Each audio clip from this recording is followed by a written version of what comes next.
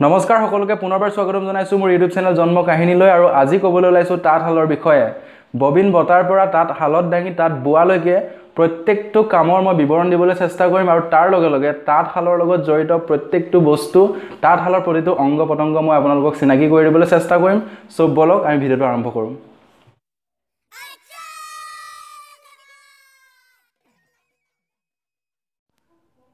তাঁত লগাবলৈ হলে প্ৰথমতে আমাক লাগিব সূতা আৰু সূতাখিনি ভৰাই ল'ব লাগিব এনে ধৰণে এটা বৰ চেৰেকিত তাৰ পিছত লাগিব এটা ববিন আগতে ববিনবিলাক বাঁহৰ ব্যৱহাৰ কৰিছিল আজিকালি প্লাষ্টিকৰ ব্যৱহাৰ কৰে যিবোৰ বজাৰত কিনিবলৈ পোৱা যায় ববিন বাটিব লাগিব আমি যতৰত এনে ধৰণে যিমান ডাঙৰকৈ তাঁতখন লগাই সিমান বেছি ববিনৰ সংখ্যা বাঢ়ি গৈ থাকিব কেনেকুৱা ৰঙৰ সূতা লগাব সেইটো সিস্টেমত ববিন বাটি ল'ব তাৰ পিছত তাঁত লগাবলৈ হলে প্ৰথমতে পুতি ল'ব লাগিব এনে ধৰণৰ খুঁটি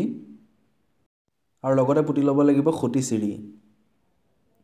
তেনেধৰণে তাঁতখন যিমান বেছি দীঘল হ'ব সিমান দূৰলে ইফালেও খুঁটি আৰু খুঁটি চিৰি আমি পুতি ল'ব লাগিব খুঁটাটোৰ মোৰ এনেধৰণে গিলাচ এটা দি দিয়া হয় যাতে সূতা নিছিগে এনেধৰণে ববিনবিলাক আমি ফিটিং কৰি ল'ব লাগিব আগতে ববিন হালত কৰিছিলে আৰু আজিকালি এনেধৰণে পটুৱাটো কৰা হয় কাৰণ পটুৱা বহুত মিহি হয় পটাপট ঘূৰে এনেধৰণে প্ৰতিটো ববিনৰ পৰা আমি আঠবোৰ উলিয়াই ল'ব লাগিব তাৰপাছত গোটেই আঠখিনি একলগ কৰি টানি লৈ যাব লাগিব ইটো মূৰলে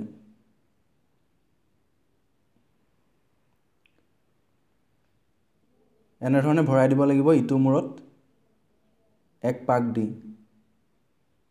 তাৰপাছত আকৌ এটো মূৰলৈ আহিব লাগিব আহি এনেধৰণে পাক লগাই গোটেই সূতাখিনি এই মূৰত এনেধৰণেৰে ভৰাই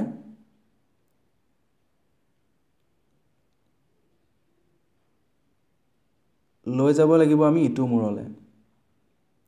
এনেধৰণে ববিনবোৰ ঘূৰি ঘূৰি সূতা ওলাই ওলাই গৈ থাকিব আৰু তাত বাতি কৰা প্ৰক্ৰিয়া এনেধৰণে চলি থাকিব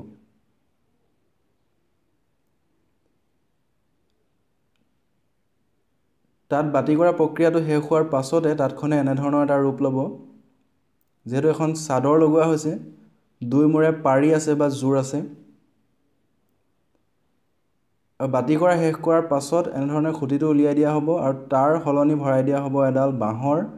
ডাংমাৰি এনেকুৱা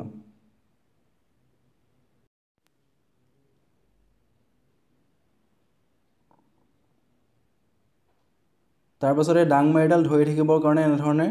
এফলীয়া খুঁটি পুতি লোৱা হ'ব এই খুঁটিবিলাকক কোৱা হয় কোৰ মৰা বুলি এখন হৈছে ৰাছ ইয়াৰ পাছতে আমি ৰাছ ভৰাব লাগিব ৰাছ ভৰাবলৈ ল'ব লাগিব এটা বেকামূৰীয়া পিতলৰ ৰাছ ভৰোৱা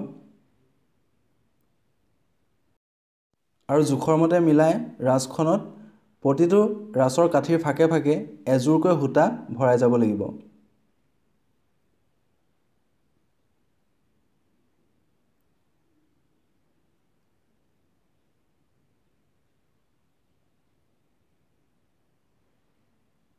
এই প্ৰক্ৰিয়াটো অত্যন্ত জটিল আৰু অলপ দীঘলীয়া হয় এই সূতাখিনিৰ ফাকে ফাকে ভৰাই যাব লাগিব এটা হলি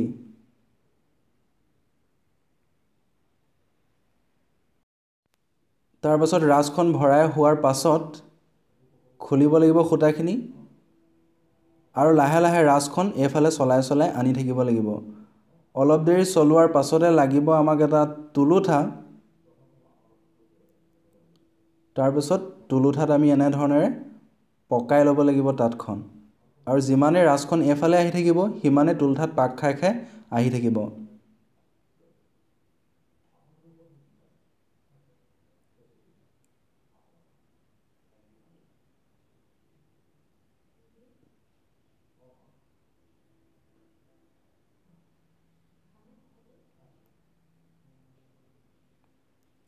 তাৰপিছত এনেধৰণেৰে এচটা চিৰি পাৰ কৰাই দিয়া হ'ব তাৰ মাজেৰে তাঁতখনৰ মাজেৰে ইয়াক বহু জেগাত কোৱা হয় মূৰ পাৰ কৰোৱা বুলি কিন্তু কোনো কোনো জেগাত নক'ব পাৰে জেগা অনুপাতে নামবোৰ যিহেতু বদলি হয় তাৰপিছত এনেধৰণে দাগ দিব লাগিব যিমান দীঘল হয় চাদৰখন সিমানটো জোখে জোখে তাৰপিছত এনেধৰণেৰে ৰাছখন নি ইটো মূৰ পোৱাবগৈ লাগিব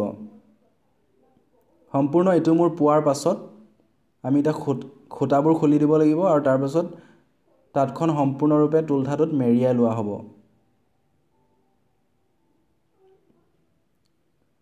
কমপ্লিট মেৰিয়াই হোৱাৰ পাছত প্ৰথম পৰ্যায়ৰ কামখিনি আদায় হ'ব আৰু তাৰ পাছতে আৰম্ভ হ'ব দ্বিতীয় পৰ্যায়ৰ কাম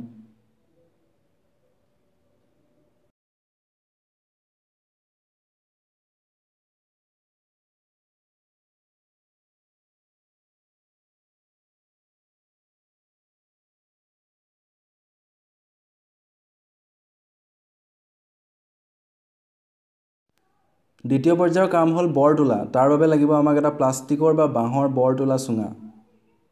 আৰু বৰখিনি লগাই ল'ব লাগিব এনে ধৰণৰ এটা সৰু চেৰেকীত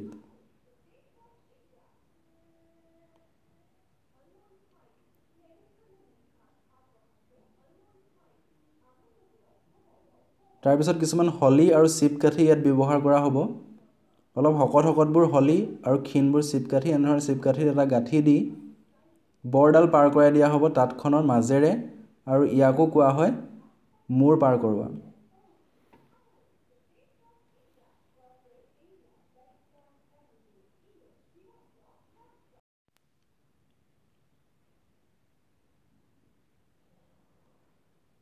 তাৰ পাছতে এনে ধৰণে বৰ তোলা হ'ব প্ৰক্ৰিয়াটো অতি দীঘলীয়া আৰু অলপ জটিলো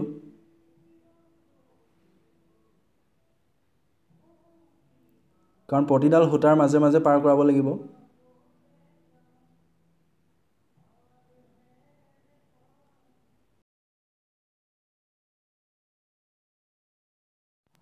মই সব ফালৰ পৰা দেখাই দিছোঁ বাৰু এবাৰ ইয়াৰ পাছতে আমি বৰ তোলা শেষ হোৱাৰ পাছতে তাঁতখনে ৰূপ ল'ব এনেকুৱা মানে তাঁত শালত উঠিব তাৰপিছত ৰাছখন সোমাবগৈ দূৰপতিৰ ভিতৰত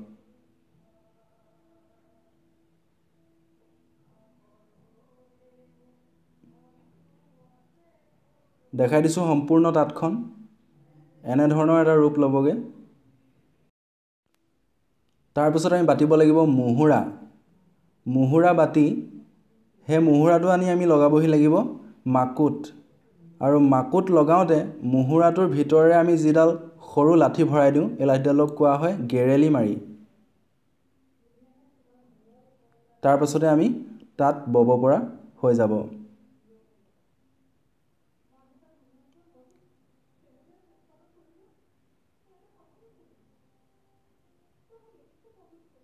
অলপ স্লোলি দেখাই দিছোঁ গোটেই প্ৰক্ৰিয়াটো এনে ধৰণে মাকু পাৰ হৈ যাব মাকুৰ লগে লগে সূতাডাল পাৰ হৈ যাব আৰু সূতাডাল ৰাছেৰে মিলাই যাব লাগিব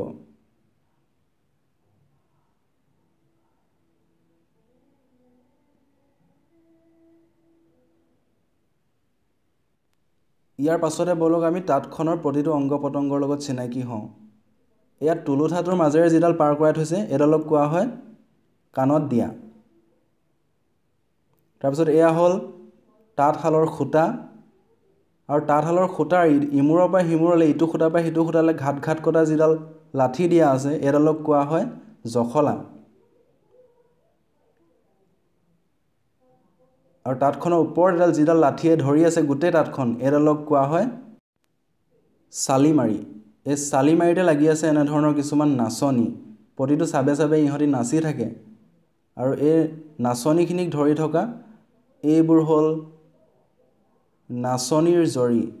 যিবোৰ কেতিয়াবা ছিগি যায় আৰু বিহু গানতো গায় আৰু ছিগে নাচনিৰ জৰি বুলি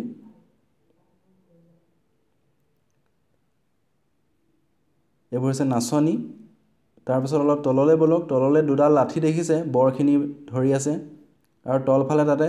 গৰকাকেইডালো ধৰি আছে এই দুডালক কোৱা হয় তল ধৰা তাতে ওলমি আছে এই গৰকা দুডাল যি দুডালৰ শিপিনীয়ে ভৰি দি তাঁত বোৱাৰ ব্যৱস্থাটো কৰি লয় আৰু এই গৰকা দুডাল ধৰি থকা যিটো খুঁটা দেখিছে এইটোক কোৱা হয় ককৰা এয়াই হ'ল চমুকৈ তাঁতশালৰ পৰিচয় সো দেখিলে তাঁতশালৰ বিষয়ে থকা মোৰ সীমিত জ্ঞানেৰে আপোনালোকক যি পাৰো দেখুৱালো যি পাৰো বুজাবলৈ ক'বলৈ চেষ্টা কৰিলো সো যদি ভিডিওটো ভাল লাগিলে তেতিয়াহ'লে লাইক কৰিব কমেন্ট কৰিব শ্বেয়াৰ কৰিব আৰু যদিহে মোৰ চেনেলটো নতুনকৈ আহিছে তেতিয়াহ'লে সাবস্ক্ৰাইব কৰিবলৈ নাপাহৰিব কাৰণ এনে ধৰণৰ টপিক লৈ মই আহিয়ে থাকিম আজিলৈ ইমানেই বাই বাই